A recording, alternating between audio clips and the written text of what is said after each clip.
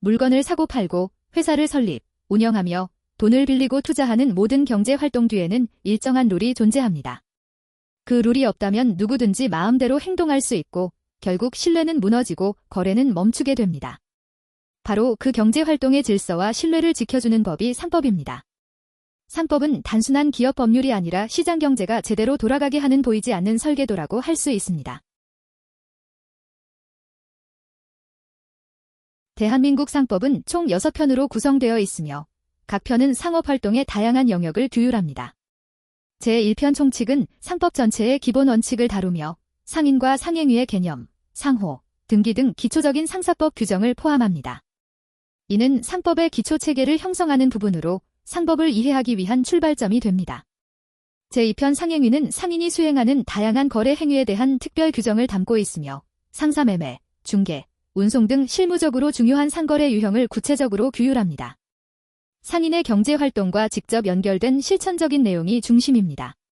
제3편 회사는 한명회사, 합자회사, 유한책임회사, 주식회사, 유한회사, 외국회사 등 다양한 형태의 법인 기업을 다루며 회사의 설립, 운영, 조직, 대표, 주주나 사원의 권리와 의무, 해산과 합병 등 회사 운영 전반에 관한 법률 규정을 담고 있습니다.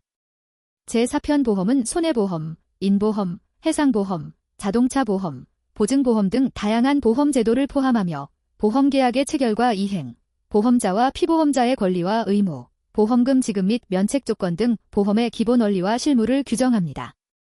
제5편 해상은 선박, 선장, 해상운송 및 해상위험, 공동훼손, 충돌, 구조 등에 관한 규정으로 구성되어 있으며 해운기업과 해상운송과 관련된 법률 관계, 선박의 법적 지위, 해상운송 계약 및 사고 처리 절차 등을 다룹니다. 제6편 항공운송은 항공운송에 관한 특별 규정으로 항공화물, 여객, 수화물의 운송과 운송인의 책임 및 손해배상 한도 등에 대해 규율하고 있습니다. 항공산업과 관련된 법적 분쟁을 해결하기 위한 기준이 되는 규정들입니다. 이렇게 상법은 기업활동 전반을 포괄하며 각 분야의 특성을 반영한 세부 규정을 통해 상업적 신뢰와 효율을 동시에 추구하고 있습니다. 25번 문제입니다.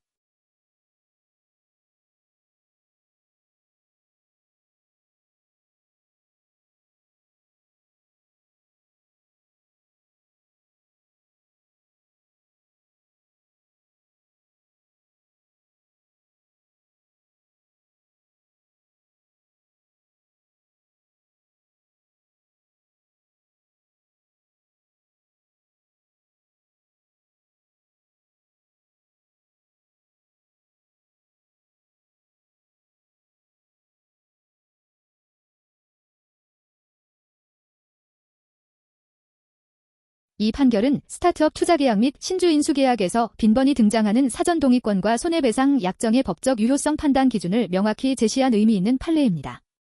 피고 회사는 컴퓨터 시스템의 제조 및 판매를 목적으로 설립된 회사로 피고 씨가 과반수의 주식을 보유하고 있는 대표이사입니다.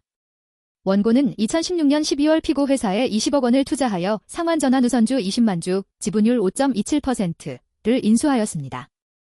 이에 따라 피고 회사는 원고와의 약정을 통해 향후 주당 인수가격보다 낮은 가격으로 유상증자를 할 경우 원고에게 사전통지 및 사전동의를 받아야 하며 이를 위반할 경우 손해배상 및 조기상환 청구권을 인정하기로 하였습니다.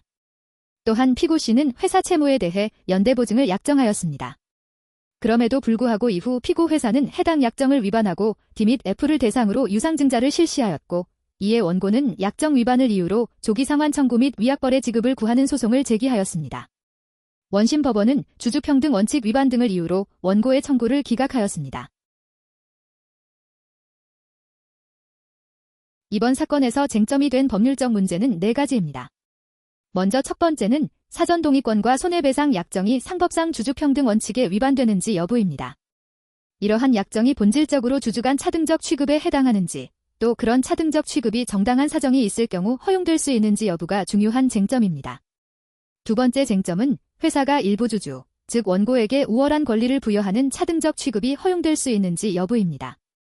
여기에서는 자금 조달의 필요성이나 회사 경영에 대한 감시 감독 필요성 같은 합리적인 목적이 있는 경우 이런 차등적 권리 부여가 정당화될 수 있는지 살펴봐야 합니다.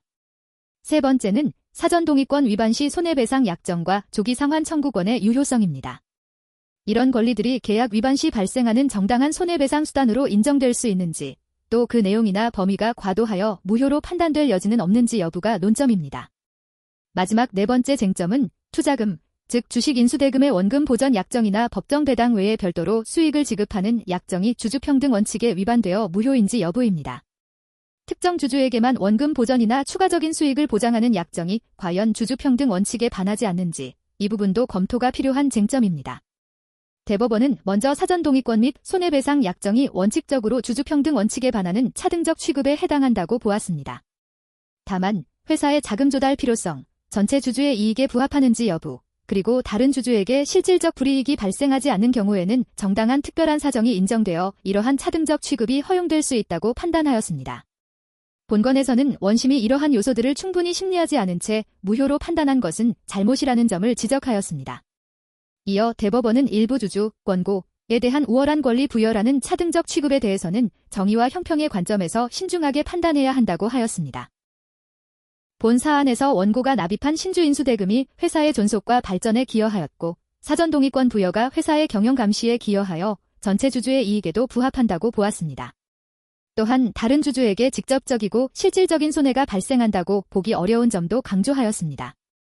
손해배상 약정과 조기상환 청구권에 대해서는 이는 채무불이행에 따른 정당한 손해배상 예정으로 원칙적으로 유효하며 조기상환 청구권 역시 약정 위반 시 발생하는 권리로서 유효성이 인정된다고 판단하였습니다.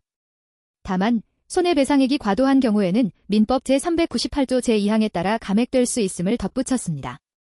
끝으로 투자금, 주식인수대금의 원금 보전 약정이나 법정 배당 외 별도의 수익 지급 약정은 원칙적으로 주주평등 원칙에 위반되어 무효라고 보았습니다. 그러나 본 사안의 손해배상 및 조기상환 청구권은 약정 위반 시 발생하는 권리로서 단순한 원금 보전 약정과 동일하게 볼 수는 없으므로 반드시 무효로 단정할 수는 없다고 판시하였습니다. 이상과 같이 대법원은 이번 사건에서 사전동의권 및 손해배상 약정과 관련된 차등적 취급이 반드시 주주평등 원칙에 위반된다고 단정할 수 없으며 그 정당성 여부는 구체적인 사정을 종합적으로 심리해야 한다고 보았습니다. 따라서 원심 판결을 파기하고 사건을 고등법원으로 환송하여 다시 심리하도록 판시하였습니다. 이번 판결은 스타트업 투자계약과 신주인수계약 실무에서 매우 중요한 시사점을 제공하는 판례로 평가할 수 있습니다. 감사합니다.